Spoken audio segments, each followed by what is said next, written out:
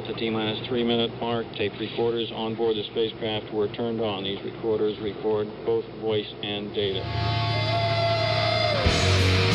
We have ignition sequence start.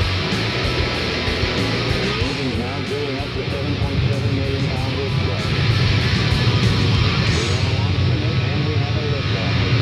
Moving back. The Saturn V lifting off with power. This is WOMMLP operating out of Burlington from 105.9 The Radiator. It's the Rocket Shop. Good evening. I'm your host, Tom Proctor. And with me tonight is Soft Sundries. Hello. Hello. How are you guys all doing this evening? Wonderful. How Pretty are you? good. Yeah. Good. Well, we like kicking off with a song. So what have you got for us? We have our song Nose. It's on our album Listen to Speak. It's on Spotify if anybody wants to check it out. And yeah, we'll play it for y'all.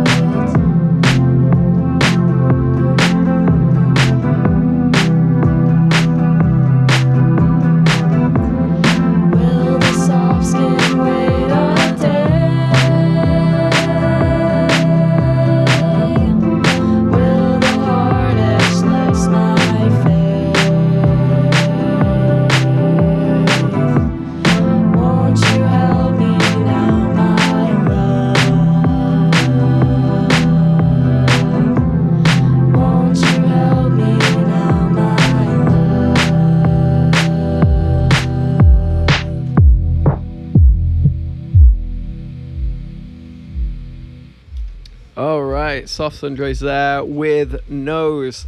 So let's first of all, introduce ourselves. So, who have we got in front of me? My name is Alina Donaldson. I'm Zach Wilkerson. And my name's Maddie Donaldson. Well, thank you very much for coming into the studio. And how did you guys meet? Well, two of us are sisters. Oh, okay. So I've known her a really Won't say long who. time. So you've known her for a minute, yes. Yeah. Our parents introduced us, actually. 17 years. Yeah. And one of us isn't related. This is Zach. He's my partner. Yeah, Maddie and I have been dating for about a year and a half. Yeah. And how did this come together? How the Soft Sundries kind of like, obviously you two maybe knew each other first, and obviously you've all been very musical. How did you kind of get into your head that, like, let's create a band together? Well, I got like one of those Focusrite things for Christmas, and I didn't really mess with it for about like 3 or 4 weeks, and then I just started plugging like my kind of crappy Squire into it, and started just making things on GarageBand, and it just kept going from there. And that was in about February, so we've come a long way since February, and we just got this whole setup going on, and yeah. Yeah, it's only been about 7 months, and you guys have already got like an EP. There's a few singles. You got a Spotify thing going on. Yeah. It's been a busy few months for you guys. How did this like having the equipment? Yes, that's one thing. Sitting down, writing lyrics, realizing you guys are musicians. Is this all entirely new to you folks, or are all of you kind of like musical? Did you have you played any instruments before? Is this literally the first time you've picked up a microphone? So for me, I am a very musical person. I've done chorus my whole high school career and a cappella, and I've always kind of written lyrics myself, and created music with my friends. And I think Zach, he was like, hey, you do music. Do you want to like listen to this and like give me some ideas? And then I would start just kind of toying with his lyrics and writing new ones. And then I think after like a couple songs of me singing on them and like writing the lyrics, he was like, hey, why don't we just like keep doing this and be a band? Yeah. Mm-hmm. And how about yourself?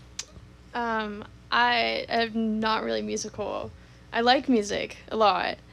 I'm like okay maybe with the piano. I used to play in like 3rd grade, but I don't know, Maddie would just wake up to me like screaming vocals, and I think she just kind of folded and started singing along too. It is really enjoyable. I do like playing music with the people I love, so. Maddie, were you like, this is too loud, this is too harsh, I'm gonna come in with my softer vocals and make this whole thing a lot more chill? I guess, I am not as experienced, I guess, as Alina at singing. Alina definitely has, I never realized, like, all the breath work and, like, everything that goes into singing. Like, it's very impressive to be able to sing well. The music genre that you guys picked, dream pop, it's very late 2010s. This, like, TV Girl, bit Passion Pit. You guys are all far, far too young for that genre of music, from what I can tell. I mean, this is the sort of music that I was listening to when I was in my like early 20s. So how did you decide that this is the kind of area that you wanted to go musically? So last summer we had like a really small band, and this is pretty funny. We only played country music last summer, like together. So you guys just flipping from one genre. Next year you might just be like death metal. Year after that. Yeah. Well, we had a friend who we don't play with quite as much, who is super influential into us playing country music. Mm-hmm. And so when I started making kind of just whatever came to my head, dream pop is kind of, we didn't necessarily like aim for dream pop or like really like know where we were going with it. That's just kind of the genre that came out of my head. I think a lot of the like artists that we individually listen to for inspiration also kind of just like created our sound, because I know like I love TV Girl and like Mazzy Star, even like Billie Eilish. Like we all listen to these individual artists that have sort of a similar sound, and we kind of mashed it together. Okay. Mm-hmm. So this wasn't really ever really a conscious choice. It's kind of like how you guys kind of put this together? We actually like keep getting hoc. recommended that we sound like bands that we've never heard of. Yeah. That happens all okay. the time. How does, I mean, you mentioned in your bio that you kind of create a song by writing it and then stuffing it with other things until it sounds good. Could you expand a little bit more on that process? Like, how does one come up with, the last song you created, for example? Yeah, so I'll make like a pretty sparse instrumental, just like usually a chord progression and drums from our drum machine, and then Alina will write lyrics on top. And I like to make like the most atmospheric, lush possible sound that we could. So I just keep adding pads, not forever, but a good amount of pads in every song to really get that soundscape, like emotional feeling. Like emotional, yeah. I think adding to it too, like the person, like if I'm writing the lyrics, a lot of the time I don't know how to work our FL Studios as well, but I can be like, I want this to sound crunchier, or I want this part to be quieter, or I want to repeat this, or I'm going to add 6 harmonies on this one, and you're just going to have to make it work. I don't know. It's kind of just, we just pick things apart and put our inputs in there. How do you guys know when something is finished? When there's not when there's just no reason to add something. If I'm adding something and it doesn't have a purpose, then there's no point, and then the song is pretty much done. If the lyrics are coherent enough, the arrangement makes sense.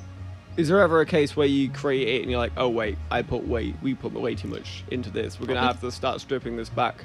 Probably the first 3 or 4 Yeah. months that we made music. Yeah. I think a lot of the times too, we'll add a bunch of stuff if we're in like a really long session, and then we leave it for a while so that we aren't like stuck on it, and we come back to it and I'll be like, oh, I don't like this part or this part, and we take a bunch of stuff out. We're like going through that process right now because we'll have a new album out hopefully in October, November. Okay, so just to add to the other EP that you've created Yeah. in the first 4 months of you guys being Yeah. in existence, how long is the next album? Should be 9 songs and an interlude. Okay, wow.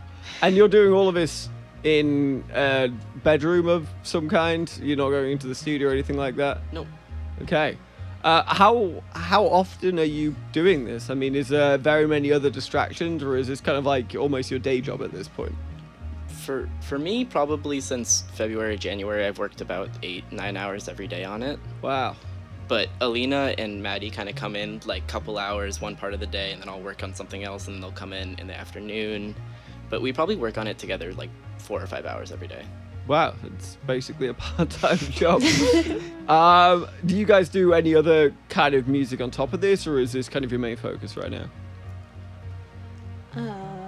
Well, We have State or the opera coming yeah, up. you do a lot of music. Oh, you do opera as well. Yeah, I do. I'm still in high school. I'm going to be going into my senior year, and I do choir, a cappella, the musicals, and I'm doing an opera this winter. Never done that before. Wow. At high school? High schools do operas? Yeah, they're combining my high school with 2 others, and it's just going to be a big, giant opera.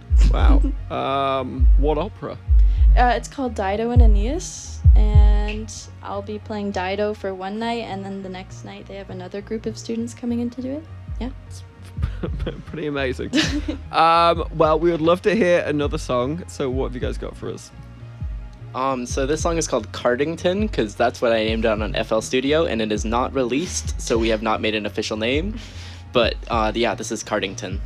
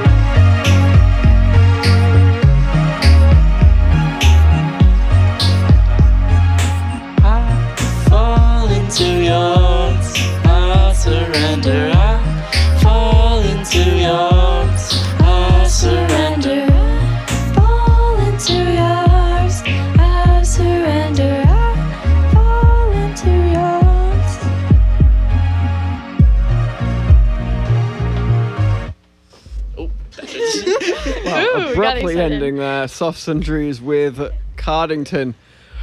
So tell us a little bit more about the process of creating the song. You have mentioned obviously trying to building this up, but in terms of lyrics, who's writing? Is it all three of you? Yeah. And how does that process work for each of you? Because everyone kind of comes to kind of writing poetry in different ways. I guess I'll answer this one. I don't know. I think for me, I take inspiration from anything. Like, it'll be very random, and a lot of the times I'll start with, like, just one phrase, and we're just repeating it, and sometimes that part, I know, like, Leia, we had this whole phrase that was repeating, we didn't even use it in the song. It just, like, kind of pushed us towards different lyrics, and I think once, like, I have sort of an idea what's going, I want to kind of tell a story with it, so the lyrics will change, or there will be a part in the middle that's kind of out of nowhere, and it just, I don't know, it tells a little narrative. Yeah, they're like mostly about personal relationships. I'd say like pretty much every song is about personal relationships. Yeah. There's a little bit of like fuck you from high school songs, but there's only like one or two of those. Yeah. Yeah, I mean, some of these lyrics, when we were listening to it earlier on, they do seem fairly personal. Is that something that is difficult to sing about in front of, not just people you're very close with, but obviously strangers as well? Is it ever something that you kind of get up on stage and realize, oh wow, I'm really kind of like my heart there here?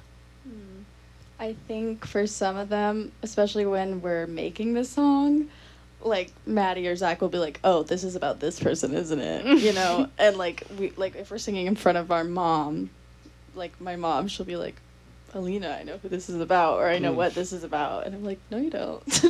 I think for me, it actually makes it easier to get into the feel of the song if it is personal. I don't want to be singing about something that I can't relate to, because then I can't really put it in my sound. So, yeah.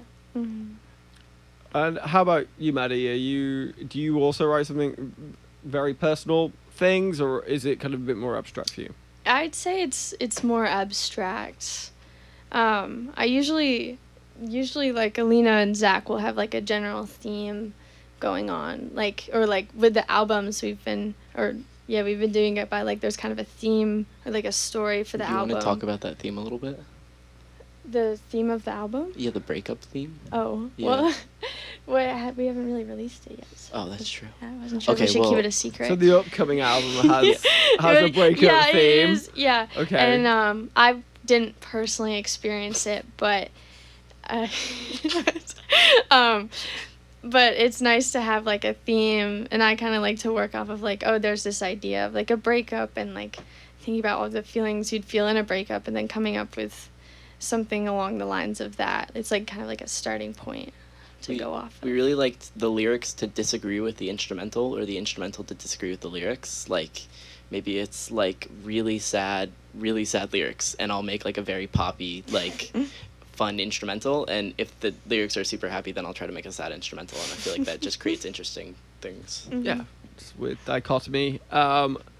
Zach, is the upcoming album, it's about a breakup. Is it a full story arc? Are we going from the first song is about a couple meeting, and then the next one is about them being in love, and the next one is about the cracks appearing, and then the next one's about the arguments, and then so on and so forth? Yeah, I'd say it follows that structure pretty well, but the resolution is more kind of just like understanding that people are the way that they are, and that you can't really change that, and kind of just accepting that you're better than some other people. Wow, for that's a strong message to have. We hope they're listening. I feel like maybe this is about someone specific. Yeah. This album. No. Is the first album EP that you guys came out with earlier this year, Listen to Speak, is this got a theme as well? Has it also got a story? Not quite as much. It's kind of just a compilation of our favorite demos. We just wanted to have something on Spotify so we could be like, hey guys, look at our Spotify. And how has the reaction been? You guys live in Bristol, right? Mm. So if you had a reaction from your peers, from friends at school, that kind of thing, about? Have you put it out there kind of at all, or is this kind of all kind of like digital, and you're kind of putting this out really more to the wider world than maybe kind of your nearer community? Yeah, generally we're trying to like reach an audience outside of Vermont because I don't know, I don't mean old people, but I'd say people above the age of 60 have an interesting reaction to our music. Yeah. And most people are above the age of 60 here. Not most people, but a lot of people. Certainly, so maybe in Bristol, I don't know. we want to get an audience that's outside of Vermont for sure. But start here too. Have you guys introduced it to people within your community? I mean, I'm sure you got friends and whatnot that you've played this to. My friends know about it. We had our little show. We had a little show at our house, and I don't know. Our friends like post our little things on their stories. I haven't been back to school since we started, so I don't know if like my teachers know about it. But Didn't you guys start in February? yes, but I don't think we We started released posting, stuff like, the in end. late May, Yeah. early June. Yeah. Okay, so just as kind of getting to the end Yeah. of the year. Yeah, have you noticed a reaction from your community, or have you noticed a reaction from kind of like, outside of Vermont? Have you kind of seen people kind of react to the music you've been putting out? Well, we have for some reason our biggest following is on Reddit right now. Okay. We are doing really well on Reddit, so that means that we're also doing well on YouTube because it's easy to track people from Reddit to YouTube. But we're doing really great there, so check us out on YouTube or look us up on Reddit. We have connected with a lot of people from Middlebury College, and we have a lot of upcoming shows there that we've already planned out too. Do you guys go to Middlebury College? I know you got the Middlebury College sticker on your laptop. I'm going to be a second semester freshman in the fall, and Okay. Maddie and I will just be hanging out there a lot. I don't go to the school there. I used to be up in Maine, but I switched to all remote, so Okay. I get to be back home, which is great. Yeah, that's fantastic. And I don't know my Vermont geography nearly as well as I should do. Bristol is near Middlebury, I'm assuming. Yeah, it's about 15 minutes away. Okay. So, yeah, Maddie, you're enjoying being back at home? Are you? Does this mean you get to focus more on the music? Yeah, I get to do the music and then, be around the people that I like to be around, kind of thing. I feel like it gives me more opportunities to be a little bit more creative, especially with asynchronous schooling, so I can plan things out my day. Like, oh, I'm gonna do school here, and then do music, kind of thing. Yeah. Yeah. And have you guys had many opportunities to play live so far? You said you did do kind of like a album release, I guess, of some sort at your house, but has there been other kind of times you've been able to play in front of a live audience, or in front of an audience you don't know who they're going to be? This is our This is first the first- show not at one of our houses. Okay, well, Yeah. I'm So- glad that Big Heavy So, World. like, first audience that we Okay. don't know. Well, how's it going for you so far, I guess? Excited for the second half. It's so great. You guys are so nice. Very sweaty, but It is very sweaty. nervous and sweaty, but I don't think that's really just this. I think it might be the weather in general. Have you guys got plans to play? I mean, I realise that you are between the ages of 17 and 19, maybe.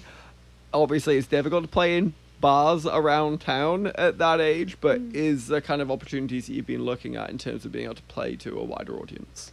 Yeah, we've been looking at some local restaurants. We're hoping to have a little album release thing with some family and friends at a local restaurant in New Haven. Tortorella. Oh, Yeah. that's funny. His- My his wife mom. works at Tortorella very often as in her profession. Oh, so- that's funny. This is the Our media Tortorella's director. son. No. Oh, no way.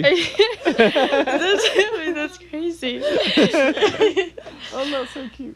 All right. Well, sorry, on that weird connection. Would love to hear another song, so we got this. Please. This is Leia, written by Alina.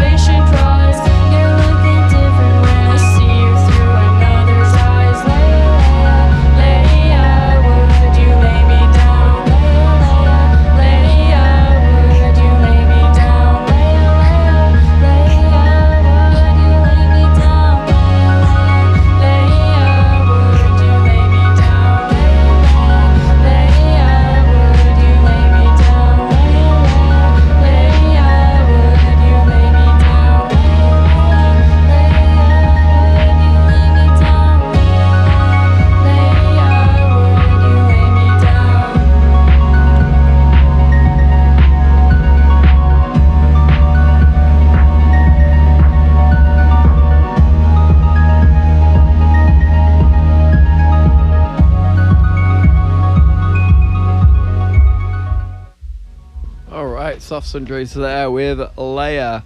So, as you mentioned, you came out of Listen to Speak earlier this year. So it's a collection of demos, so it's not really got kind of a theme going. But why was it important for you guys to kind of make sure that you got something out so quickly as well? I mean, it must have only been like, 4 months, 3 months into actually really being a band at all. We keep going to Radio Bean. Maddie and I love going to Radio Bean, and we like going to Red Square, and we see all these really great bands, and I know all these really great bands in Burlington, and then I look them up, and they don't really have a website or a Spotify or much of anything.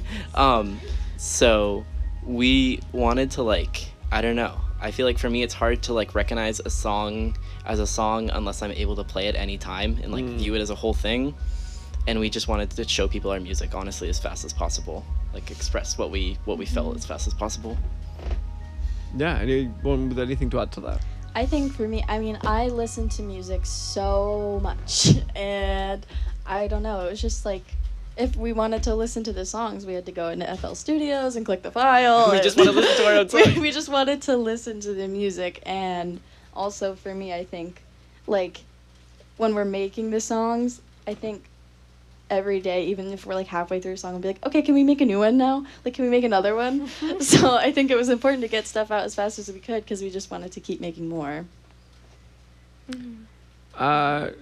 Was it a case of you doing several songs at once then, that you weren't quite finished with one, that you were getting on to the next one and then on to the next one, on to the next one? Oh, yeah. And then we'll come back and mix and re-record some parts and stuff like that. That's pretty much how all of ours go, especially if we're feeling stuck at a certain part. We're okay, we're gonna take a break and work on something else, maybe start a new song. I mean, it sounds kind of ADHD-y, which What? makes it interesting that you kind of have a theme for the next album, because it seems kind of amazing that you managed to hold on to one singular theme for an entire album. You said it was 8 or 9 songs. When you kind of come up with that first idea of doing that, rather than kind of continuing what you were previously doing, which is kind of just putting a collection of songs together that you quite liked? Well, the reason why we came up with a theme for the next album is because, we as a group were just going through stuff and we were writing about it. And so we didn't have a necessary theme until we probably had 2 or 3 songs recorded, and we were oh, these all connect. Let's build on this. I mean, it seems like you might already have record number 3 kind of on the back burner here, that maybe there's some songs that aren't maybe fitting the theme of the album you are going to come out in October. Is that the case? Are you kind of already kind of throwing stuff into maybe a pile for the record that's going to be coming after that? Yeah, we have some B-sides for sure. Mm-hmm. Yeah. We have some hidden secrets, and I think some of them too, we came out, we were we're gonna put this out as a single. Yeah. because It didn't really fit, but we wanted it out there. Yeah. You mentioned needing to kind of have something tangible in order to, as you said, are you really even a band if you don't have something you can go listen back to? Does that mean with this new album there's going to be more to it than just putting out the album? Have you kind of thought through how are you going to promote it and how are you going to release it? And you've already kind of mentioned that you're getting big on Reddit. Is there kind of more to it than just the album itself? Are you thinking through everything that's going to go with it? Or are you kind of just no, we're just going to put the music out there, and if people like it, that's great. We're not going to go too much with it. Can I answer this one about this guy? Yeah. We are planning an album release. It'll be relatively chill. We'll probably have a show at a house called The Mill at Middlebury College. Shout out The Mill. But it'll be pretty chill, and if I've kind of realized that good music will be discovered online. It'll be liked, it'll be shared, people will find it. So that's kind of the goal. Crazy. Yeah. Also, we want to put stuff out there as quickly as we can, I think, because we just want to find people that enjoy our music and our type of music, but I don't think we're super focus-minded on, the PR and, we need to make all these posters and all this. It's more, I think, about just making it for us, just making the music. We can find people to jam with. Yeah. And, Yeah. and more friends, Have which you is cool. have you guys worked with other people around the area, and how's that gone? If you have. We like worked with our friend Carter, who is a violinist in Vermont Symphony Orchestra. Hi, Carter. But he like made a bass line for us, and that's about the most amount of influence we got from outside of the group. I think for any of the songs we For recorded. now, yeah. But we jam with other people Yeah. some days and For hang out. fun. Do you feel, are you adding to, I mean, actually, sorry, first question, how did you guys get a toehold into Reddit? Why was that the kind of the avenue that you started finding people to listen to your music?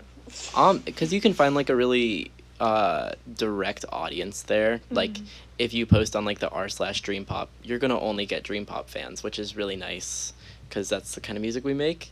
And it's also like a very certain demographic that you're reaching every time you post there. So I've realized it's kind of a really great social media to work in promoting. Tell me about the map, too. Oh yeah, Oh, that sounds. the YouTube map. Oh, YouTube. The YouTube map. Oh, What's we have the YouTube map? Oh I my have no idea listeners what in this is. 27 countries on YouTube. Yeah, there's like a map that comes up, and the highlighted countries are where people are listening from. Yeah. Yeah. There's someone in Norway. I have 2 people actually. Nigeria, we got Nigeria. Turkey, Afghanistan, Yeah. Pakistan, Kazakhstan, all of them. Some crazy places. Like I didn't even know. That was so cool to see like people from all over. There We're you go. big in the Middle East, yeah. Yeah. You guys are big in Norway and the Middle East. Yeah. Look at that. Yeah. Do you? There's a lot of bands that try and utilize, Instagram, TikTok, TikTok especially these days, in order to try and find their audience. Is this something that you guys have thought about? You're like, actually, we're kind of good at what we're doing. We do have an Instagram that we don't really use. It's mostly like for friends and family, and It's hard to Yeah. not be corny for me on TikTok, honestly. It's hard to not come across as like happy and like excited, but not come across as corny and like promoting your brand and like keep posting the same stuff, which I see a lot of bands do. Not around here, but just like posting the same ad multiple times. I don't know. I feel like there's a hard line to find with posting on TikTok for sure. I feel like for most of our posts, it's usually something that we create. I know for one of the album or EP releases we had, we did the art and we just posted it because we thought it was cute. We did little doodles. Very camp. Yeah, very camp.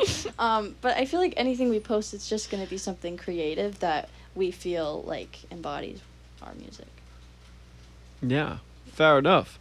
Well, we've got about time for one more song. So what have you got to play us out with? We have Good Faith. This is our most streamed song and definitely our favorite too.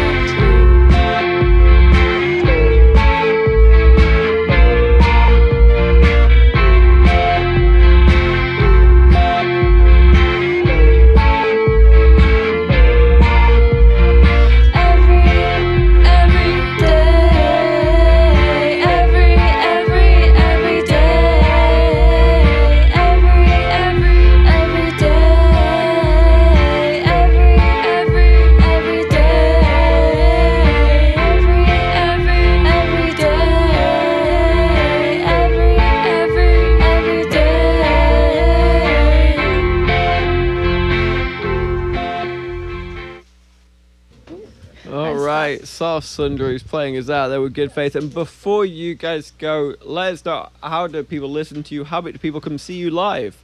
So tell us all about the next gigs you've got and where to find you on social media. So we are Soft Sundries on Instagram and Spotify, on Apple Music, and on TikTok. We have a show upcoming in September. I think it's September 15th at Middlebury College. And we will be posting more about that on our Instagram. Well, that's wonderful. Well, thank you guys so much for coming in. It's been a real pleasure.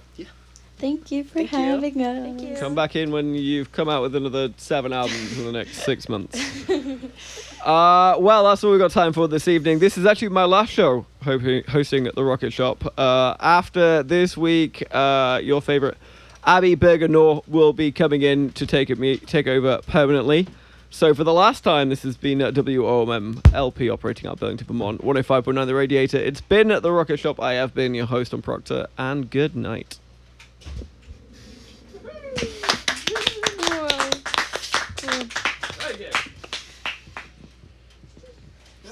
Thank you. Thank you.